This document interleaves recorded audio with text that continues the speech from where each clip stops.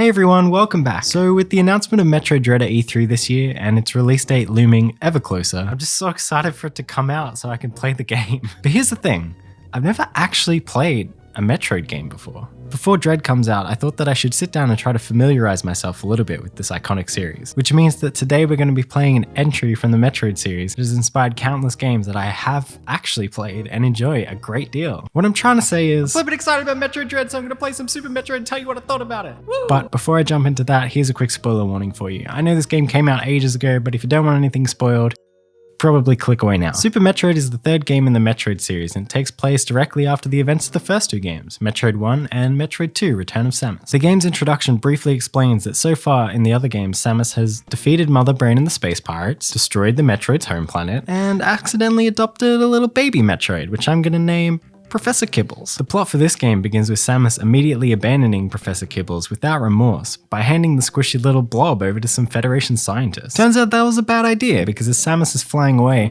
happily listening to K-pop after abandoning her adopted child, she receives a distress signal from the scientists because everything has turned to poopy. Of course, this meant that I had to head back to the space colony, which is now quiet. Too quiet. I enjoyed the cinematic feel and pacing of Super Metroid's introduction. It does a lot with a little, and from this point onwards, there's basically no text or dialogue-based storytelling in the game whatsoever. It's all purely environmental and visual from here on out, other than some timers, but we'll get to those in a second. After wandering around the space colony, I found the dead bodies of the scientists that had sent the distress signal, but Professor Kibbles was nowhere to be found. So I jumped up and down in a tube for a little bit before continuing on in search of baby Kibbles. Oh, hey Professor Kibbles, there you are. Yo mom, what's up? I was all ready for a sunset by the beach, wholesome family reunion moment to take place, but of course Ridley the Xenomorph Dragon had to show up and ruin my day. I appreciate how Super Metroid is just happy to throw an interesting boss encounter at you from the get-go. Winning or losing doesn't really affect the outcome, but it's a nice way to throw new players into the action whilst offering a challenge for returning players. Being the skilled gamer that I am, Ridley absolutely destroyed me, and then proceeded to fly away with Professor Kibbles. Abandoning a child and having it kidnapped in the same day isn't exactly a great start to Samus's life as a parent. But hey, it's not like anything else can go wrong.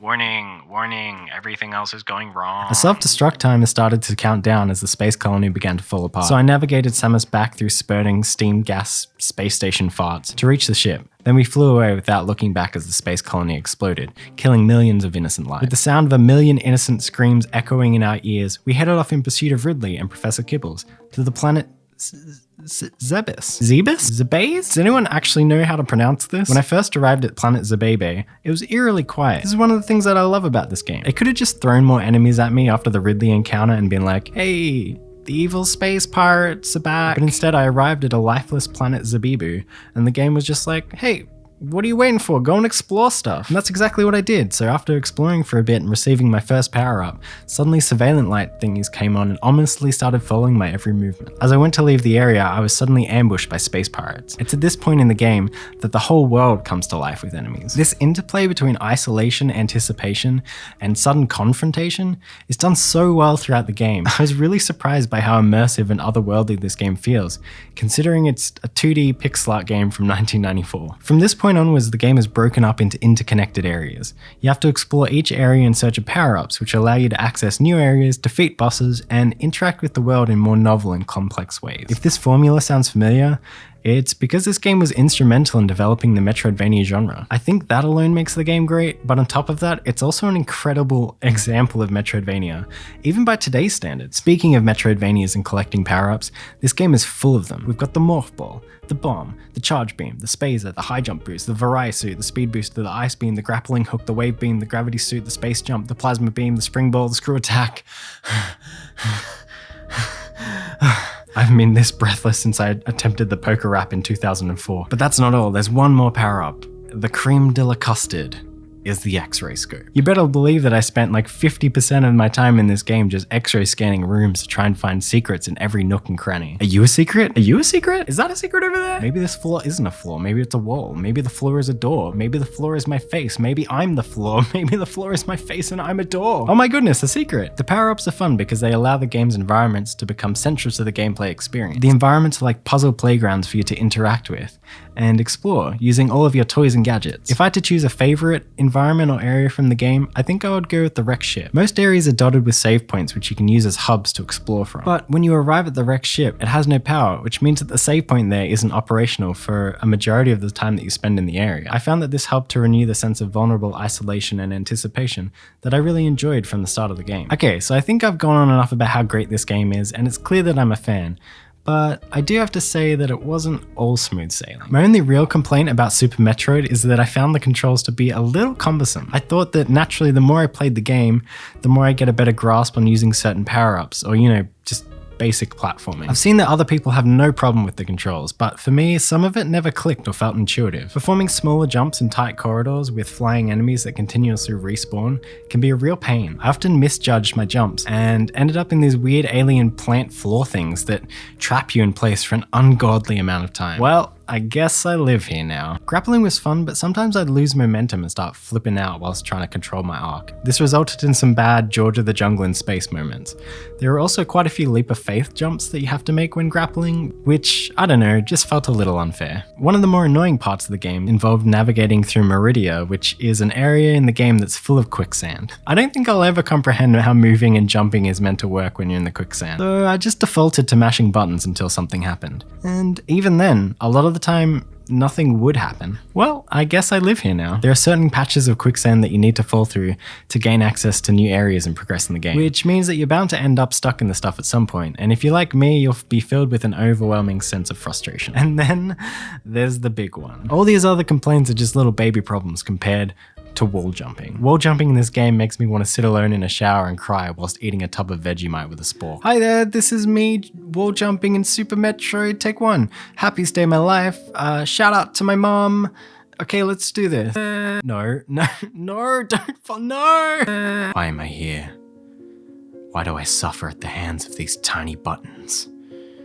Why do I dream of great heights when my fate is to tumble into a quicksand tomb? Now granted, I did eventually make it up the wall, but I'm really not sure that I could do it again, to be honest. Once again, you could put all this down to the fact that I'm just bad at games, but I feel like the controls were enough of a problem that it did detract from what was otherwise a flawless experience. So that's enough of me whinging. Let's talk about some bosses. There are 4 main bosses you need to defeat in order to access the final area of the game. Oh, and there's also mini bosses and a random hoverboard turtle. I love you, random hoverboard turtle. Whee!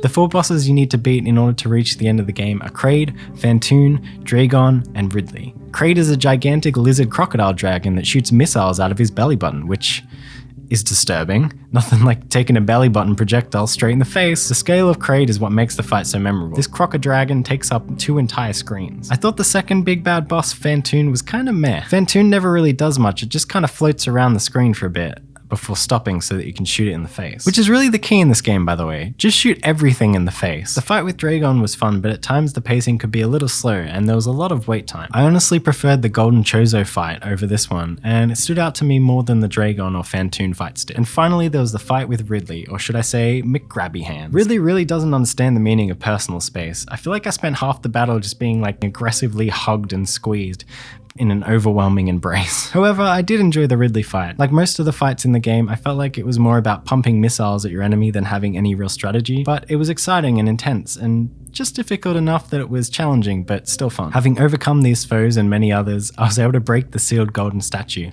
and descend into the depths of planet Zubalu. In this final area, you discover that the space pirates have been trying to make Metroid clones, which means I now needed to deal with Metroid clones and space pirates at the same time. This area of the game does a great job of making you feel like you're deep in enemy territory, and there's a real no turning back end of game vibe to it, which I loved. I was strutting my stuff and killing some Metroid clones when suddenly a huge Metroid appeared and attacked me, draining my health down to almost 0. Thankfully, this Metroid doesn't kill you. Instead, it bails, leaving Samus near death and me just really confused. But I thought, it's probably fine, let's just keep going and pretend that never happened. Conveniently, there is a save point and a healing station nearby.